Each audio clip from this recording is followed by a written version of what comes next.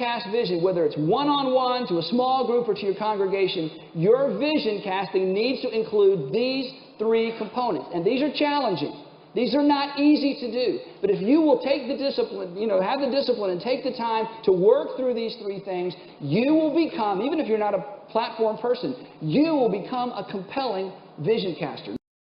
Bill, when I say vision, what are the first things that come to mind? I think it's the most powerful weapon in a leader's arsenal. I mean, certainly we need to build teams, solve problems, establish values. We need to do a lot of things, but you get to do those other things when you've already cast a vision that's put the whole organization in motion. Vision casting is a completely unbiblical practice. First of all, nowhere is the concept mentioned in the Bible. Secondly, it implies that the pastor receives direct and new revelation from God.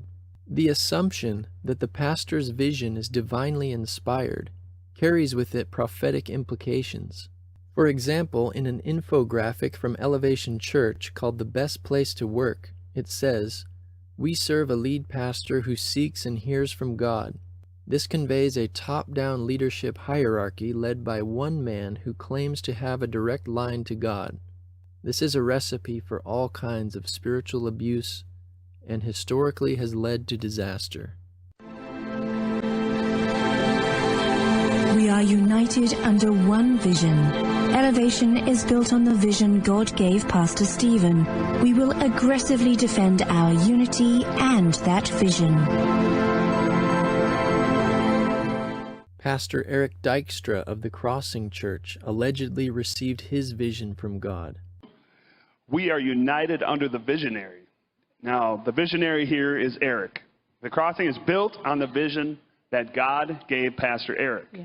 And we will aggressively defend that vision. Now, what does that mean? You aggressively defend that. That means that we do church the way he wants us to do it. And me as a campus pastor, I can't go up to Zimmerman and decide that I'm going to preach on Sunday, because that's not the vision that we have for this church that God gave to Eric. And we defend that when people go, well, maybe we should do it this way. And we're like, no, you don't understand. God gave Eric this vision. We do it this way.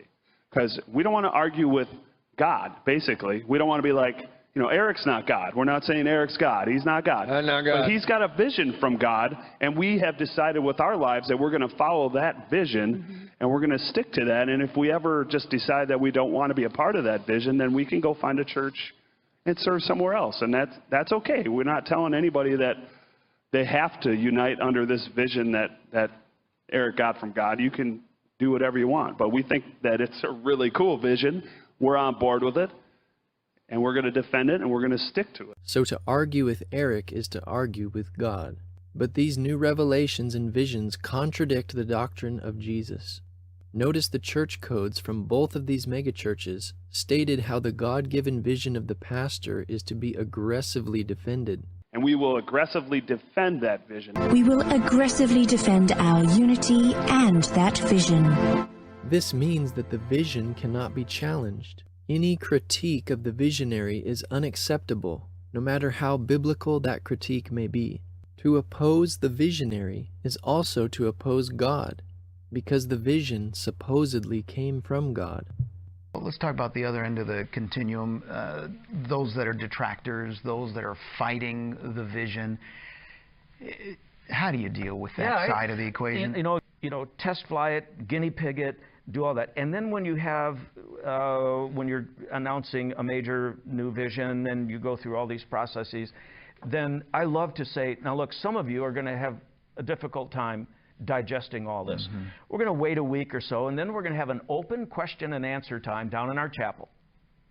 And we're going to listen to all of the concerns that you have about it. Yeah.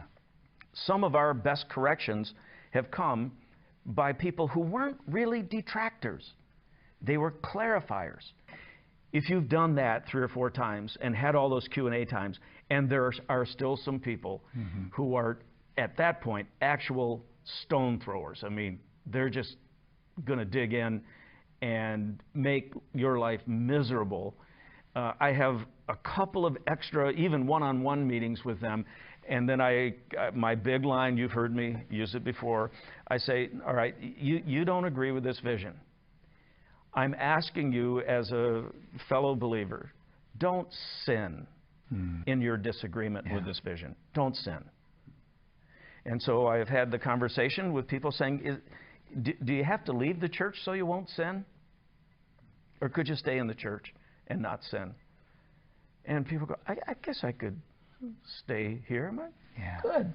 I mean, that's such a cool picture, because I think a lot of leaders are tempted to think that binary in this regard. Yeah. They either will buy into the vision, hook, line, sinker, the whole deal, or I just need to have them leave the church. Yeah. When in fact, you know, maybe success is that they didn't sin and kept an open mind and stayed in community. Maybe that's success for certain people. Yeah. Reject. Do I need to spell that out? Why? That's so cold. It's so wise. How much heartache I could have saved our church over the last 2 decades if I had lowered my expectation of my ability to change the behavior of others and raised my expectation that people will be as they have been. A factious man is a danger to the church, and you are released by Scripture to release him. And I'm releasing you to take a small portion of your church's budget, build a catapult, put it in the church parking lot, and load it regularly. I think we can shoot this one right out of our county. All right?